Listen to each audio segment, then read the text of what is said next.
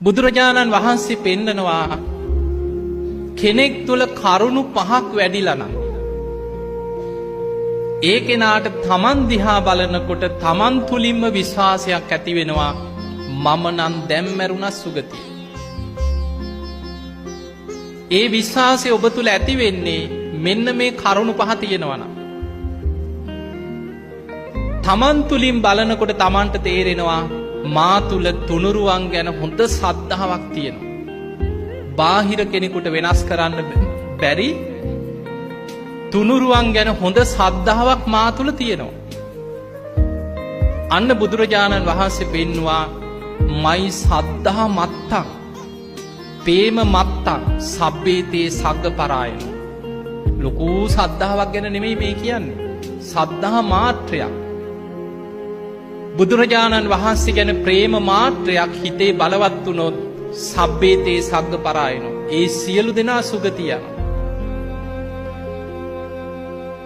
එහෙමනම් කෙනෙක් තුල තුනුරුවන් ගැන ශ්‍රද්ධාව බලවත් වෙන්න තමන්ට තමන් ගැන විශ්වාසයක් උපදිනවා මම හොඳ ශ්‍රද්ධාවක් ඇති කෙනෙක්. මම ධර්මයෙන් ආරක්ෂාව හදාගත්ත කෙනෙක්. මම දැන් මැරුණා සුගතියේ කියලා තමන්ට තමන් ගැන විශ්වාසයක් එනවා. එහෙමයි අපිට හම්බෙලා තියෙනවා. දෙවැනි එක තමයි සිල්වත්කම. පන්සිල් ගන්න පුළුවන් ඕන තරම්. දැන් මම මේ ධර්ම දේශනාව අතර සැරෙන් සැරේ පන්සිල් දෙනවා. කියන්නේ නැද්ද? කියනවා. පන්සිල් ගන්න පුළුවන්.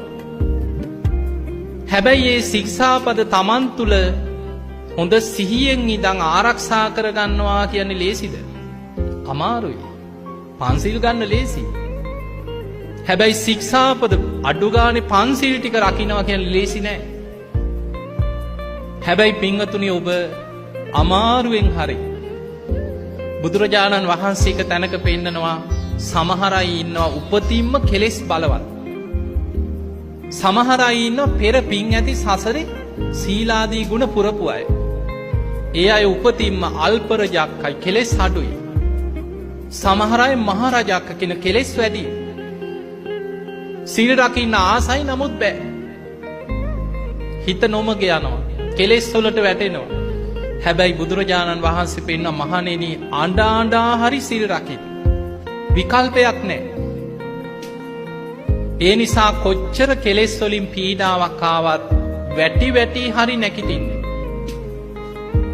අඩුගානි ශික්ෂාපදයක් බිඳුනට පස්සේ මේ ධර්මයේ දියුණුව කරා යන කෙනාගේ ලක්ෂණය තමයි අච්චර මිනිස්සු පව් කරනවා නම් මං කරපුවහම මොකද කියලා හිතන්නේ. එහෙම කෙනෙක් හිතනවා නම් එයාට මේ ධර්මයේ ඉස්සරහට යන්න බෑ. පුංචි වරදේ පවා බිය දකින්නවා. ශික්ෂාපදයක් බිඳුනා නම් ඒ සැනින් ආයමත් පන්සිල් සමාදන් වෙලා ඒකට ධර්මී කියන්නේ ආයතින් සංවරේ පිහිටනවා කියලා.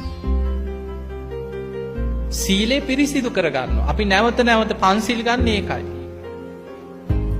මතක තියාගන්න දැන් සමහරව බහලා ඇති. ඔය ජීවිතේට එකපාරක් පන්සිල් ගත්තහම මත අපි එකපාරක් හරි පන්සිල් අරගෙන හැමදාම ශික්ෂාපද රකින්නවා නම් ආර්යකාන්ත සීලේ පිහිටපු සෝවාන් කෙනෙකුට පුළුවන්. එතනින් මෙහා සාමාන්‍ය ධර්මයේ වඩාගෙන යන කෙනා පොඩ්ඩක් සිහිය මුලා වෙච්ච ගමන් දන්නේම නෑ අකුසලයකට වැටෙනවා. හොඳ සිහියෙන් ඉන්න ඕනේ සිල් රකින්න නම්. බුදුරජාණන් වහන්සේ පෙන්නනවා මහණෙනි කෙනෙක් සීලවන්තද එයාට තමා තුලින් විශ්වාසයක් ඇති වෙනවා මං සිල්වත් කෙනෙක්. දැන් ඔබ හිතන්න අපි ලෝකෙට කොහොම පෙනී හිටියත් තමන් ගැන හරියටම තමන් දන්නවද නැද්ද? තමන් සිල් රකින්නවද නැද්ද? හැංගිලා මොනවද කරන්නේ? හොරෙන් මොනවද කරන්නේ? ඒ සියල්ල තමන්ගේ හෘද සාක්ෂිය දන්නවද නැද්ද? දන්නවා.